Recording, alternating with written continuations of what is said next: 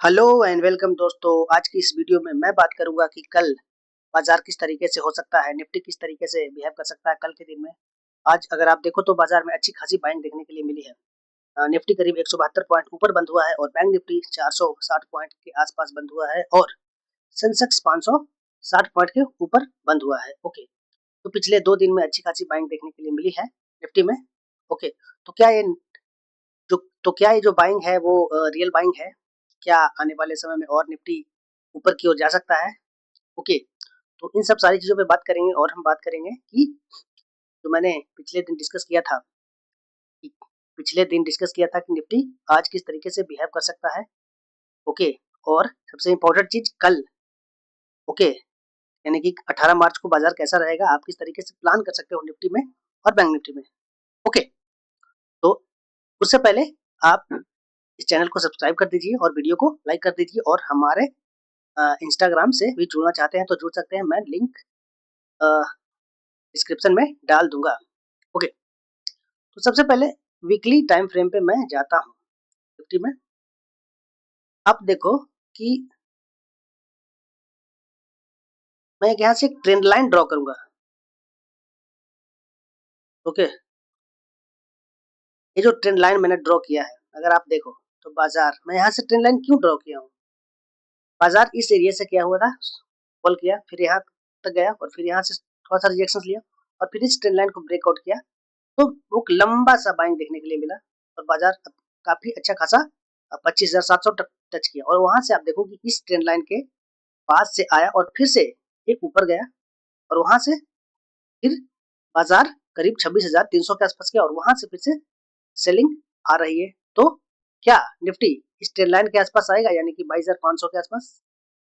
ऐसा तो होना चाहिए जिस तरीके से प्राइस एक्शन दिख रहा है। ओके, तो हमारे लिए ये ट्रेंड लाइन काफी ज्यादा इंपॉर्टेंट होगा। अब मैं आता हूँ वन डे के टाइम फ्रेम पे। अगर आप देखो तो मैंने पिछले वीडियो में क्या बोला था, मैंने पिछले वीडियो में बोला था कि बाजार में ज्यादा एक्सपेक्टेशन नहीं है क्योंकि निफ्टी का एक्सपायरी है। ओके, एक्सपायरी है तो क्या करेंगे, जो बिग प्लेयर है वो क्या करेंगे, ऊपर भी ब्रेकआउट कर देंगे और नीचे भी कर देंगे और बाजार को बीच में ला करके बंद कर देंगे। तो आप देखो कि इसी के जोन में बाजार बंद हुआ है, इसके आसपास। ओके,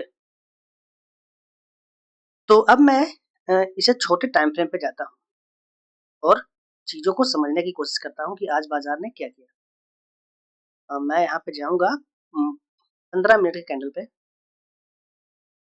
तो आप देखो मैंने यहाँ पे इम्पोर्टेंट रेसिस्टेंट लगाया था इस एरिया पे 24,600 के आसपास। ओके, बाजार आज किया क्या, अगर आप देखो तो बाजार ने मैंने कल बोला था कि बाजार क्या कर सकता है। अ, कल बाजार जो बंद हुआ था वो बंद हुआ था अ, इस एरिया पे बंद हुआ था 23,400 के आसपास आई थिंक बंद हुआ था। ओके, और बाजार पिछले दिन ये जो हाई लगाया था ये वाला 23,500, ये वाला छोड़, मैं 5 मिनट करता हूँ, चीजें क्लियर नजर आएगी। हाँ, बाजार जो बंद हाई लगाया था पिछले दिन, ये लगाया था 23,500 के आसपास। ओके, तो मैंने क्या बोला था, मैंने बोला था कि अगर बाजार 23,500 के ऊपर खुलता है तो हम क्या कर सकते हैं, हम कर सकते हैं कि बाजार में वेट कर सकते हैं। ओके, बाजार में वेट कर सकते हैं और जो हाई लगाया था पिछले दिन का वहां पे बाजार सपोर्ट ले, फिर वहां से बाइंग की तरफ जाएंगे तो बाजार आपको ऊपर की ओर जाता हुआ दिखेगा। और कहां तक जाता हुआ दिखेगा, मैंने बोला था कि आपको बाजार इस जो सपोर्ट एरिया है 23,630-25 वहां तक आता हुआ दिखेगा। अगर वहां से भी इसको भी ब्रेक करता है तो बाजार आपको इस एरिया तक जाता हुआ दिखेगा जो कि था 23,800। ओके, तो ये चीजें हमने डिस्कस किया था पिछले वीडियो में। लेकिन बाजार ने किया क्या, बाजार ने ओपन ही हुआ, ये जो हाई था प्रीवियस डे का उसके अंदर में ओपन हुआ और अब ओपन होने के बाद में क्या किया कि जो क्लोजिंग पॉइंट था, बाजार क्लोजिंग पॉइंट के आसपास आया और वहां से बाइंग ट्रिगर हुआ। ऐसा क्यों हुआ, क्योंकि बाजार को जब ऊपर जाना होगा ना तो क्लोजिंग पॉइंट काफी ज्यादा इंपॉर्टेंट होता है। अगर क्लोजिंग पॉइंट ब्रेक हो जाता तो बाजार और नीचे आ सकता था, लेकिन क्लोजिंग पॉइंट से ही ट्रिगर हुआ। ओके, क्लोजिंग पॉइंट काफी ज्यादा सपोर्ट और रेजिस्टेंस के रूप में काम करता है। ओके, तो और वहां से क्या हुआ कि बाजार आप देखो कि एक रेंज में काफी हाफ टाइम में तो एक बहुत बड़ा रेंज में फंसा हो रहा है। फिर अंतिम में अगर आप देखो तो जो बंद हुआ है वो 23,560 के आसपास बंद हुआ है। तो मैं क्या करता हूँ, मैं अभी जो ड्राइंग्स है हमारे लिए जो इम्पोर्टेंट सपोर्ट होगा वो होगा अभी के लिए जो क्लोजिंग है वहां पे वो वाला। और ड्राइंग से सबसे पहले मैं इसको हटाता हूँ। ओके, हमारे लिए सबसे इम्पोर्टेंट सपोर्ट होगा ये होगा, क्योंकि नीचे अगर आप देखो तो काफी ज्यादा सपोर्ट है। अगर मैं इसको क्लोजिंग को सपोर्ट मान भी लूँ तो अगर आप नीचे आओ तो नीचे देखो कि काफी ज्यादा सपोर्ट एरिया है निफ्टी में। एक सपोर्ट इस एरिया पे है, उसके बाद में एक सपोर्ट यहाँ पे है। ओके, काफी ज्यादा सपोर्ट है। फिर भी मैं एक एक्सपेक्ट करके चल रहा हूँ कि जो एरिया है हमारे लिए 23,500 हमारे लिए काफी ज्यादा इम्पोर्टेंट सपोर्ट होने वाला है।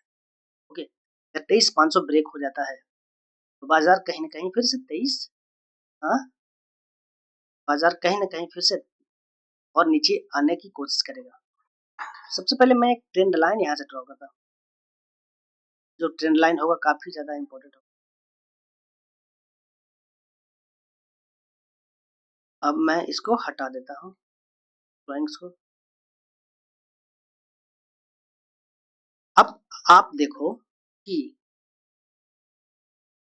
ये जो हाई लगाया है वो हमारे लिए इम्पोर्टेंट होगा, रेसिस्टेंट के तौर पे काम करेगा, क्योंकि यही मैंने बताया था। थोड़ा सा मैं इसको टाइम फ्रेम बड़ा करता हूँ, काफी दिक्कत हो रहा है। ओके, अब देखो आप, ये हमारे लिए काफी ज्यादा इम्पोर्टेंट होगा 23,650। ओके, अगर 23,650 के ऊपर जाता है बाजार तो 23,830 तक बाजार ये आता हुआ दिखेगा। अब बाजार किस तरीके से मूव कर सकता है कल के दिन? कल के दिन अगर आप देखो तो जब बाजार इसको ब्रेक किया तो बाजार इस जोन में चल रहा है। ओके,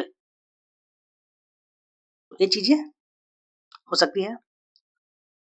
बाजार के लिए सबसे जो इम्पोर्टेंट चीज है, मैं एक जो आज का क्लोजिंग है मैं उसको मार्क करूंगा। बाजार अगर क्लोजिंग के नीचे जाता है, क्लोजिंग के नीचे खुलता है बाजार, तो क्या कर सकता है बाजार? बाजार क्या कर सकता है, धीरे धीरे धीरे धीरे इस ट्रेंड लाइन पे आ सकता है और ट्रेंड लाइन से यहाँ से क्या कर सकता है कि बाइंग प्रेशर क्रिएट हो सकता है और बाजार फिर से ऊपर की ओर जा सकता है और फिर से वो 23,650 तक आ सकता है। पहला सिनेरियो। दूसरा, अगर बाजार क्या कर सकता है कि नीचे खुलने के बाद ए जो ट्रेंड लाइन है उसको ब्रेक कर देता है, तो बाजार कहीं ना कहीं फिर से इस एरिया पे आ सकता है जो कि 23,300 तक होगा। ओके, अब मैं बात करता हूँ कि अगर ज्यादा गैप अप खुल जाता है तो क्या होगा। बाजार अगर क्या करता है कि आ, बाजार अगर क्या करता है कि अगर ऊपर खुलता है 23,500 23,650 के ऊपर तो क्या होगा? खुलने के बाद हम वेट करेंगे इस एरिया पे जो आज का हाई है, वहां पे अगर सपोर्ट लेता है जिस तरीके से पिछले दिन, जिस तरीके से आज के दिन क्लोजिंग पे सपोर्ट लिया और बाइंग ट्रिगर दिखाया, उस तरीके से बाजार ऊपर जा सकता है और फिर से लेके आ सकता है 842 के आसपास। ओके, तो यहाँ तक बाजार आराम से आ सकता है। अगर इसको भी ब्रेक करता है 830 के आसपास ब्रेक करता है तो बाजार और ऊपर आ सकता है, जो कि सपोर्ट एरिया है 24,000 तक बाजार आ सकता है। 24,100 तक, 24,080 तक बाजार आराम से ये आ सकता है। ओके, बाजार में यानी कि निफ्टी में जो गिरावट आएगी कब आएगी? जब बाजार इसको ब्रेक करेगा 23,300 के ब्रेक करेगा बाजार तो निफ्टी में कमजोरी दिखने लगेगी और निफ्टी फिर से डाउन में आ सकता है। ओके, सपोज करो कि बाजार 23,300 के नीचे ही खुलता है, क्योंकि बहुत ज्यादा 23,300 के नीचे खुलने का मतलब 400 पॉइंट यहाँ से 500 पॉइंट डाउन, तो बहुत ही मुश्किल है। ओके, बाजार में सीधा याद रखिए कि 23,300 बहुत ज्यादा इंपॉर्टेंट सपोर्ट है। अगर नीचे खुलता है तो बाजार इसके नीचे आ जाएगा। ओके, अब मैं सारे ड्रॉइंग्स को हटाता हूँ और मैं देखता हूँ कि वन डे टाइम फ्रेम पे। ओके, तो ये वन डे टाइम फ्रेम पे है। मैं यहाँ पे एक्सपेक्ट कर रहा हूँ वन डे टाइम फ्रेम कि बाजार रिजेक्शन लेगा यहाँ से 23,700 से। 23,700 के ऊपर बाजार नहीं जाएगा। अगर आप देखो तो 23,700 पे हैवी रेसिस्टेंट एरिया है। बाजार कल क्या कर सकता है जो भी मैंने बता दिया। बाजार 23,700 तक जाएगा और वहां से सेलिंग प्रेशर क्रिएट करेगा और फिर वहां से बाजार नीचे आ जाएगा। ओके, और बाजार कहीं ना कहीं अगर इस एरिया है 23,300 के आसपास, अगर ए ब्रेक होता है तो बाजार और नीचे आएगा। लेकिन हो सकता है कि बाजार आज इस हफ्ते इसी जोन में घूमता रहे मेरे ख्याल से। आपको क्या लगता है बाजार क्या करेगा, खास करके निफ्टी? अब मैं बात करता हूँ बैंक निफ्टी की। ओके, तो बैंक निफ्टी अगर आप देखो तो मैं ड्राइंग्स को हटाता हूँ शायद। मैं बैंक निफ्टी में भी सेम उसी तरीके से बोलूंगा कि ए इम्पोर्टेंट काफी ज्यादा इम्पोर्टेंट है। 55,300 बाजार यहाँ से रिएक्शन लेना चाहिए। अगर बाजार यहाँ से रिएक्शन नहीं लेता है तो बाजार को इसको गैप अप करना चाहिए। गैप अप के बाद ही बाजार ऊपर सस्टेन करेगा। अगर बाजार इसके बाइंग बाइंग बाइंग प्रेशर दिखाएगा और ऊपर जाता रहेगा तो यहाँ से ऑफकोर्स रिजेक्शन ले लेगा। इसको अगर ब्रेक करना है तो गैप अप के साथ ब्रेक करे और ऊपर सस्टेन करे तो बाजार और ऊपर जा सकता है। तो नेक्स्ट जो टारगेट होगा 55,630-40 के आसपास हो जाएगा। ये चीजें आप लोग ध्यान में रखो। बैंक्स में इसके नीचे वीकनेस आना शुरू हो जाएगा जो कि है 54,200 54,160 के आसपास। इसके नीचे बैंक जाता है तो बैंक्स में फर्दर सेलिंग देखने के लिए मिल सकता है और बैंक को फिर से लेके आ सकता है जो इस एरिया है 23,000 सॉरी 23,53,300 के आसपास ये बैंक्स आ सकता है। तो ये था हमारा एनालिसिस निफ्टी में, बैंक निफ्टी में। आपको क्या लगता है? अगर आप देखो तो क्रूड ऑयल की मैं बात करूं तो क्रूड ऑयल भी नीचे नहीं आ रहा है, अभी भी $103 के आसपास है। तो क्रूड ऑयल भी आज लगभग 3% 2% के आसपास बढ़ा है। तो मार्केट के लिए तो ये अच्छा साइन है नहीं। अगर क्रूड ऑयल आता और एफआईआईज की बाइंग होती तो बाजार में एक अच्छी खासी तेजी और सस्टेन बाजार कर सकता था। ओके, तो मिलते हैं अगले वीडियो में। वीडियो को लाइक और चैनल को सब्सक्राइब करें।